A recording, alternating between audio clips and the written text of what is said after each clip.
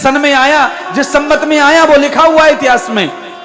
बात यहां है ताजमहल को बनाने वाले मिस्त्री जिस संवत में आए, जिस जन्म लिया, वो ताजमहल के बनाने की तिथि लिखी हुई है वहां पे, लाल किले की तिथि लिखी हुई है। ऐसे ही जो संस्कृतियां, पूजा पाठ हमारे जो बटे हुए हैं, हिंदू मुस्लिम सिख ईसाई वाले, इनकी तिथियां हैं, इनके मिस्त्री कब आए, इन्होंने कब ये बनाए, कब ये पूजा, कब ये पाठ, कब ये देवी, कब ये पंडिती, कब आया, सब लिखा हुआ है। पर ये जो लिखा हुआ है, इससे करोड़ों करोड़ों वर्ष पहले ये दुनिया बनी है, और ये दुनिया बनाने वाला ब्रह्मा है, दुनिया को पालने वाला विष्णु है, और दुनिया का कल्याण करने वाला शिव है। ये तीन के अलावा कोई दूसरी शक्ति न दुनिया बना सकती है, न पाल सकती है, न दुनिया का कल्याण कर सकती है। ऐसे तो हमारे जैसे गुरु साधु टाइप तो दुनिया भर के लोग आए, इनके तो नाम भी गिनना कठिन हो जाएगा। तो हमारे टाइप के जो लोग हैं, उन्होंने ही संस्कृति पूजा पाठ बदले। भगवान कभी भी पूजा पाठ किसी को बदलते नहीं है। अच्छा, कौन बदलता है बताओ? हिंदुओं में कितनी टुकड़ियां, हिंदुओं में कितनी मान्यताएं, हिंदुओं में कितनी पूजा पद्धति अलग अलग, तो तुम ही बटे हुए हो, तो तुम कैसे दुनिया को रोकोगे बटने से? इसीलिए महर्षि स्वामी दयानंद का वचन याद आता, सत्यार्थ प्रकाश का। महर्षि स्वामी दयानंद कहते हैं कि किसी भी संस्कृति को बचाना है, किसी देश को बचाना है डूबने से, तो एक देवता और एक भाषा होनी चाहिए। एक पूजा और एक भाषा हो जाएगी तो वो देश कभी डूबने वाला नहीं है। अनेक भाषा, अनेक पूजा, अनेक देवता, अनेक फलाना, अनेक पद्धति, फिर महाराज लड़ाई होगी आपस में, फिर ये देश रहने वाला। अच्छा बोलो, सबसे ज्यादा किस देश के टुकड़े हुए अभी तक? बोलो जोर से, न पता तो मैं बोल दूं। भारत सबसे ज्यादा टुकड़े होने वाला देश भारत है। टूटे टूटे जा रहे, टूटे टूटे जा रहे। कितने देश के टुकड़े हो रहे भारत के? भारत देश से, मलेशिया, इंडोनेशिया, ये सब भारत से बने हुए। बोला, बर्मा से लेकर पेरिस से, सब भारत से बने हुए। क्यों हो गए टुकड़े? इसीलिए हो गए टुकड़े क्योंकि पूजा पद्धति अगर एक नहीं है तो ये टुकड़े होंगे, आज नहीं तो कल होंगे। क्योंकि देश और समाज भगवान के पूजा पद्धति से ही चलता है। जहां पूजा पद्धति एक है, उनमें विस्तार होगा, उनमें बड़म्पन होगा, और जिनकी पूजा पद्धति और देवता एक है, वो पूरी दुनिया में फैल रहे हैं। और तुम पूजा पद्धति एक नहीं करोगे तो तुम्हारा समट के 0/0 हो जाएंगे एक दिन। क्योंकि तुम्हारे पास में तो ये भी गणित नहीं है बताने को कि तुम्हारा वास्तव में देवता कौन सा है। तुम्हें तो यही ठोस पता नहीं कि तुम्हारा देवता है कौन सा। बाकी लोग तो चिल्ला चिल्ला के कह भी सकते, मर जाएंगे, मार देंगे, हमारा तो यही है।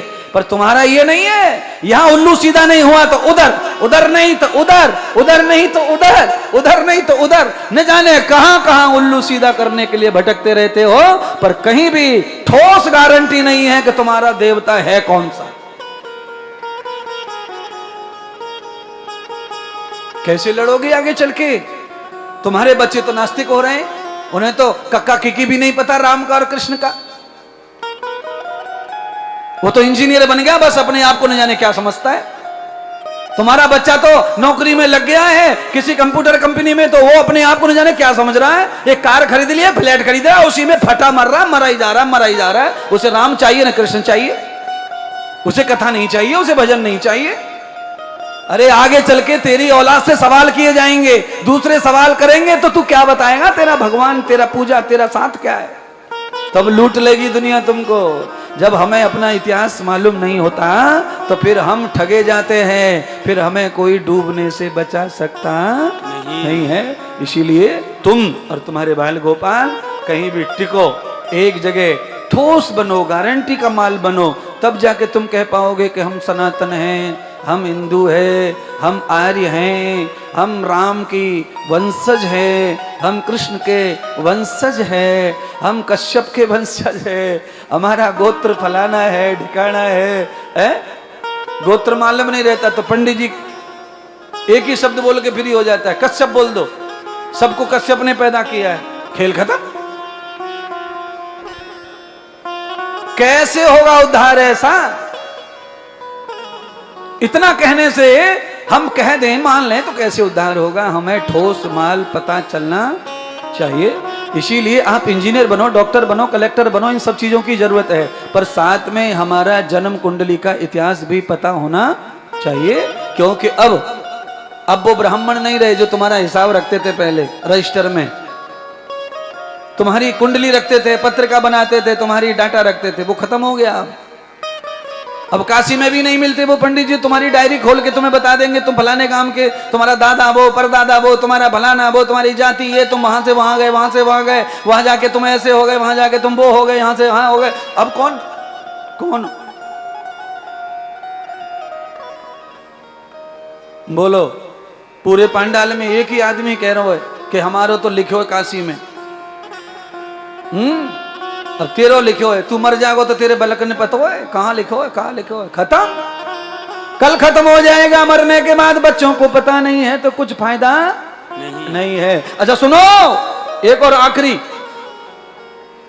15 किलो सोना अगर पापा जी दबा के मर जाए बिना बच्चों को बताए तो वो सोना बच्चों को कभी प्राप्त होने वाला नहीं है। ऐसे ही सोना दबा के मत मर जाना। अपना इतिहास, अपने पूर्वजों का इतिहास, अपने रामकृष्ण का इतिहास, ब्रह्मा विष्णु महेश का इतिहास अपने बाल गोपाल को बता के मरो। अरे गुरुजी हम कैसे बताएं, हमें तो खुद ही ना पता है, हमें कुछ ना पता गुरुजी, हम तो पागल हो चुके हैं इस समय। हाँ, किस चीज में पागल हो गए गुरुजी? हम दिन भर खाली इस उंगली को यूं करते रहते गुरुजी, पूरे दिन ये उंगली हो रही है बस।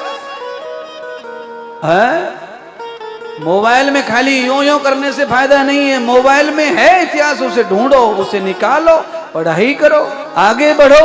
चलो कल आखिरी दिन है, अब सोमवार का 2 दिन कथा बढ़ाने का बड़ा मन था पर व्यवस्थाएं नहीं बढ़ पा रही हैं, इसीलिए कल विश्राम करेंगे। कल डट के पूजा करो भोलेनाथ की। आए हरिद्वार में तो पूरी लाइन यूं यूं यूं, ये पूरा पांडाल कल लाइनों से भरा होना चाहिए। पंडित जी थक जाए मंत्र बोल बोल के, चावल दे दे के,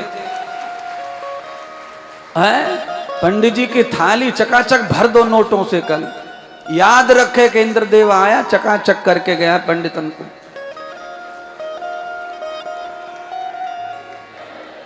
ऐसा करके जाओ कि याद रखे सब लोग, और याद ऐसा न रखे जरा खुश हों पंडित लोग, ऐसा बोले अंदर अंदर कि जल्दी लौट आवे, इंद्रदेव जल्दी आ जावे यहाँ लौट के।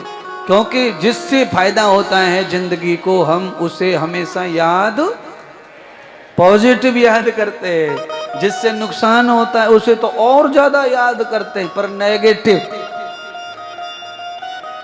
इसलिए बंधुओं, आज परम कथा काशी विश्वनाथ की दर्शन कर लो, प्रणाम कर लो विश्वनाथ महादेव को और शेष महादेव को।